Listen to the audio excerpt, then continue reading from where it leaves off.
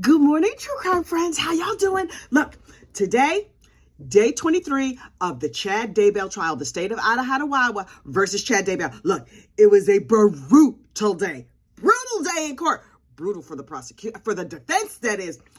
Dr. Lily Marsden, the medical examiner, took the stand. And I was like, okay.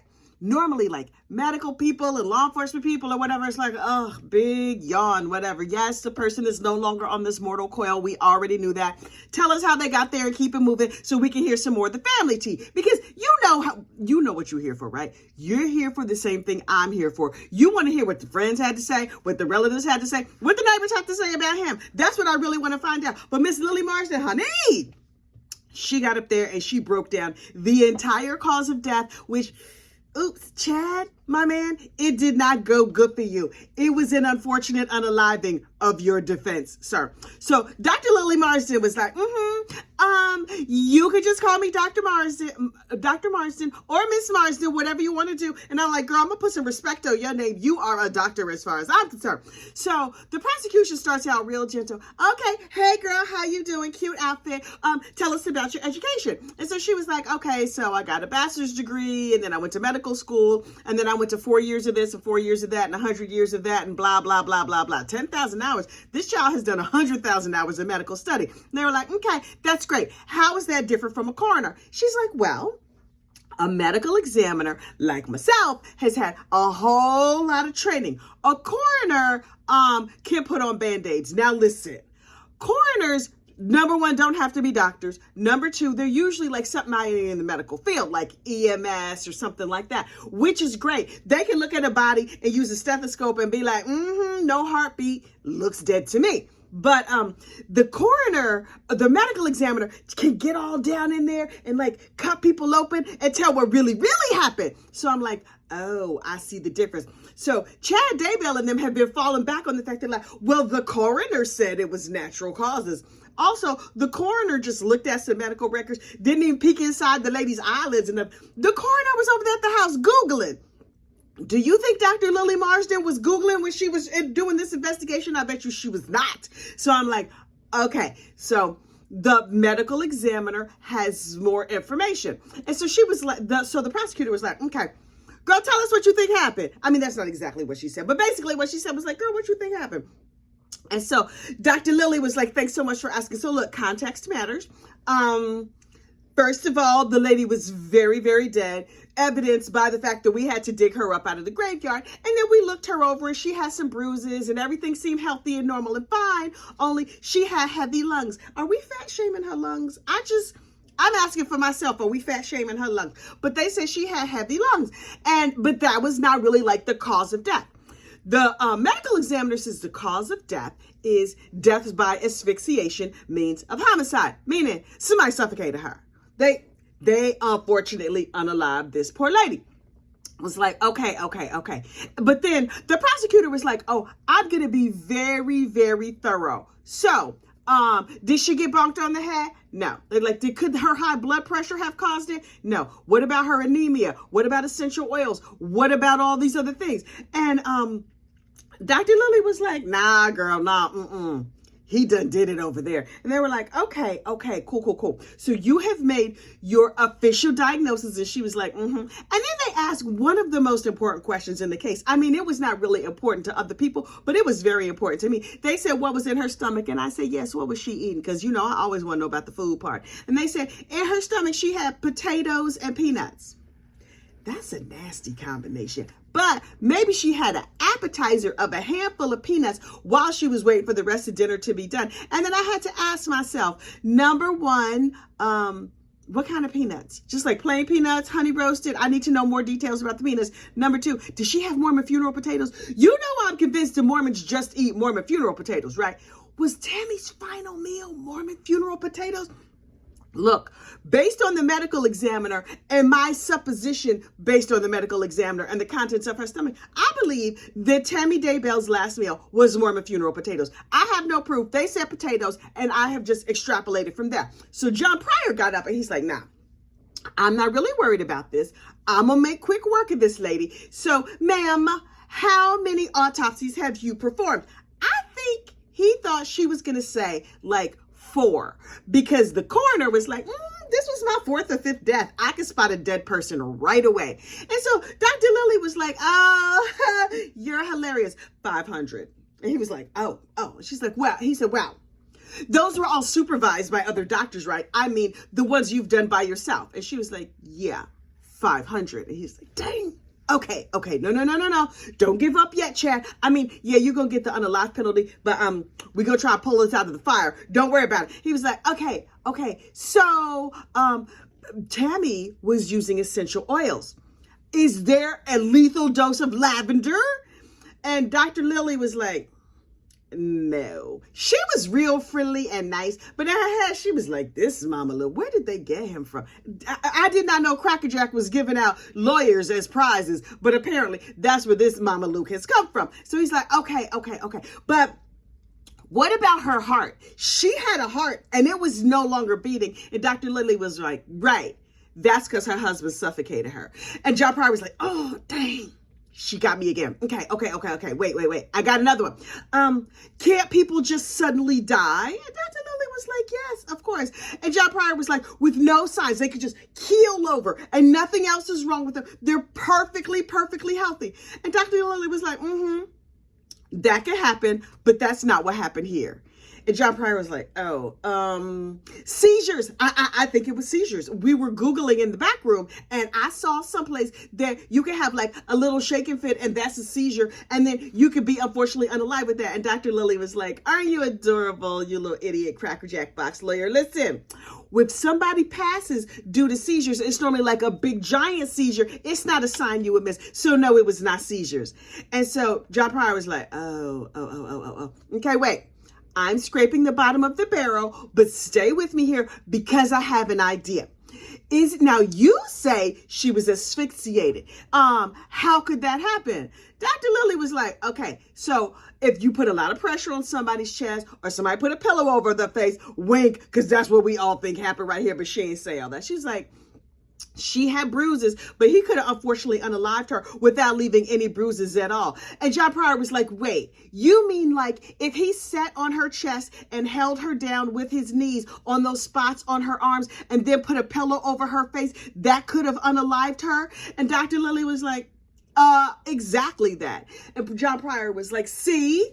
He didn't do it because obviously he didn't do that because that would take like 2 people or something. And Dr. Lilly was like, right, didn't Alex help? Because I read that Alex helped. I think Alex helped. Didn't Alex hold it down while Chad had the pillow or vice versa? They got together and they unfortunately unalived this lady. And John Pryor was like, Your Honor, I would like her to stop talking now on the grounds that if she continues to talk, my client is going to be convicted and that's not going to go good for us. I mean, I already own his house, but he don't have nothing else to give me, Your Honor. So I'm going to sit down now. Thank you so much. And Your Honor was like, praise God, because sir, you are messing up this case real bad. And so then the prosecutor got up and is like, redirect. I got a couple more questions. Could you explain to us and give us specific examples of all the different ways that somebody could be asphyxiated? And Dr. Lilly was like, of course. So Alex could have snuck over there in the middle of the night and held Tammy down while Chad had the pillow. Or they could have sat on her. They could have pinned her down. Maybe Chad put a little Benadryl in her dinner. She gave a whole outline and gave all the reasons in detail of how exactly Alex and Chad did this. And then framed it in like a hypothetical. And John Pryor was like, oh, I probably shouldn't have brought that up, right? Yeah. It's occurring to me now. I should have Googled defenses better than right before this morning when I came in here. But you know, I was sitting there having my cup of coffee and reading the newspaper, and I thought, instead of reading the local newspaper, I should probably be Googling defenses. I kind of messed this up, didn't I? Okay, Dr. Marsden, have a good day. And the prosecutor was like, wait. One more question. Chad Daybell said that his wife rolled out of bed and that's what woke him up. Doctor, in your experience, have you ever known a dead body to roll out of bed? And she was like, heck nah. And so then the prosecutor was like, thank you so much, Lily. You have a good day. Girl, I'm going to see you for coffee later. You come to the Tupperware party. You come. We're going to have a Zoom Tupperware party. Girl, I'll see you there. Okay, bye. And I was like, that did not go good for you, Mr. Pryor. That did not go good for you, Chad. But that's okay. The day is only half over. There's an FBI agent coming up, and I'm sure they will be very, very helpful for you. So don't you worry about it. And then FBI agent Rick Wright of the FBI showed up. And I was like, wait, Dudley Do Right works for the FBI. Who knew? And so Mr. Do Right, not his given name, that's just what I decided to call him. So Mr. Do Right was like, so boring. But what he had to say was not boring if you can just weave your way through all the boringness, right? So he was like, yes, I tracked the cell phone. And I was like, oh God, here we go. One more cell phone tracking. I cannot. It was so many phones in this case. But then here's the thing that's really interesting to me. When you talk to these FBI types and all these analyst types, they won't say, Chad went here, Lori went there, Alex went there. What they'll say is like, the phone went here, the phone went there. Okay, we know they had the phone in the pocket, but he's strictly by the books, just the facts, sir. So he's like, so the phone did a lot of traveling. The phone moved from Chandler, Arizona, I don't know, someplace in South Idaho, Iowa, up to North Idaho, Iowa, where Chad and them live. And then the phone went to Walmart, and then the phone rented an apartment and went back and forth between Alex's apartment and Lori's apartment, back and forth and back and forth and back and forth. He spent a lot of time with his sister. Now listen, I like my siblings, but I'm like, first of all, this family is exceptionally creepy. Secondly, how he got this much free time to spend with his sister? Ain't nobody have a job in this family. So anyway, the phone did not have a job. The phone's only job was to ride around in Alex's pocket and accompany him and track him while he unfortunately unalived others. So then he went to the shooting range and he practiced long range shooting and short range shooting, and he went to the Walmart and the phone bought other phones. I guess the phone needed friends. And then he saved all the receipts. Sir, you are bad at unalivings. You know, everybody knows. Now, yes, Walmart is going to pick you up. They got nothing but cameras in the Walmart murder aisle. And he was in apparently the gun section. I mean, sporting goods, AKA the gun section, is right there at the end of the murder aisle. And he was real smart. He bought things in cash and then saved the receipts. Sir, why didn't you just laminate them and then put your fingerprints all over them and then mail them to the police? That would have been just as good as what you did. Because he's like, oh yeah, I'm smart. I'm going to buy this track phone in cash and I'm going to save the receipt and leave it in my apartment after I abandon it. Hang on, you know I done talked my throat dry. Hang on. So he bought in cash, which is good, which means he's a junior unaliver. He's not a senior unaliver. Clearly, none of these people are true crime fans, because every true crime fan knows, yes, you buy in cash. Also, you don't save the receipt. You might want to wear a disguise when you go to Walmart. Or, listen, if you're unalive and on a budget, go to Dollar General or something like that, because I never heard of a Dollar General camera. Family Dollar, they don't have no cameras. Now, will they have the good quality zip ties and plastic tarps? No. But if you're not planning on getting caught, you don't have to worry about that anyway. So anyway, I'm not trying to help the unalivers, but I'm just saying. Anyway, Alex, who had no connection to Tammy Daybell at all, went on the Daybell property 7 times. Why are you over there 7 times if you don't really know the wife? I mean, okay, maybe you the husband's friends. You never said hey to her. Hey, girl, how you doing? I'm your husband's friend. Nothing? Okay, first of all, that's rude, but fine. And so Chad and Alex got together on the property a couple times, as evidenced by their cell phones getting together and hanging out. We can't say that the two gentlemen hung out, but their phones were friends, and their phones hung out, and their phones dug holes. And then Tylee went to Yellowstone with her Uncle Alex and her Uncle Alex's phone. And then afterwards, they stopped at a roadside barbecue place. What they eat? I want to know. Does anybody have the menu for the roadside barbecue place? I'm asking for myself, because, you know, you can't go wrong with a rib, a nice piece of chicken, that smoky flavor. Delicious. Wait, what was I talking about? Anyway, they stopped at like a little roadside cantina, and then Tylee was never seen again. I'm trying to figure out why they took her to Yellowstone. Like, did they want people to think that she slipped and fell off of one of the Yellowstones? I don't know what they have in Yellowstone. I mean, I assume there are Yellowstones in Yellowstone National Park. I'm sure it's quite gorgeous, but parks and nature or whatever, that's not really my thing. I love nature in pictures, not up close in real life, because, you know, bugs and death and mountain lions and stuff like that, that's not for me. So anyway, they take her to Yellowstone, and she's never seen again after Yellowstone, to the point that the police were like, wait, Should we check Yellowstone? It's a lot of ground to cover in Yellowstone. So they could have just like dropped her off in Yellowstone and maybe she never gets found again. But no, whatever they did to Tylee, I personally believe, based on absolutely nothing, that they unfortunately unalived her at Alex's house with one of those nice Walmart tarps. And then they took her over to Chad's place because the phone was in Yellowstone, made a little U-turn, went to the barbecue place where it got some tasty, tasty ribs. I just made up the ribs part because ribs are delicious. Got some tasty, tasty ribs. And then Tylee is never seen again. And then shortly after, well, later that evening, the phone and Alex go to Chad's house and they go through like a back gate. Why are you going through the back gate in the middle of the night? Was you trying to rob the place? What is happening? And then the phone was there for 45 minutes. And is that when they like disassembled her and did all the terrible things to her? It's so, so awful. And then she was buried on the property and then he left and went to Taco John's because everybody knows that tacos pair nicely with an unfortunate unaliving. Not as good as barbecue though, but I don't know because I'm not an unaliver. But he went to Taco John's drive-thru, only spent $8. That don't seem like a lot of money. What's that, like a burrito and a Diet Dr. Pepper or something like that? Maybe a quesadilla.